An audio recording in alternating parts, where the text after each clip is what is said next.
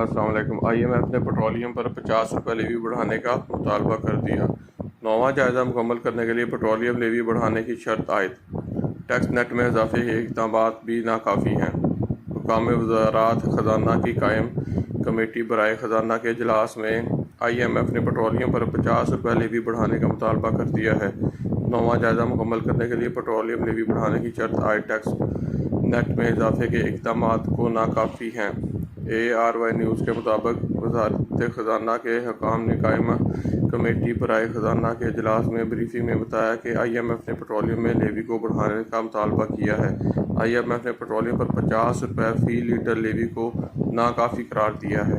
IMF نے petroleum پر 50 روپے letter levy بڑھانے کا مطالبہ کیا ہے۔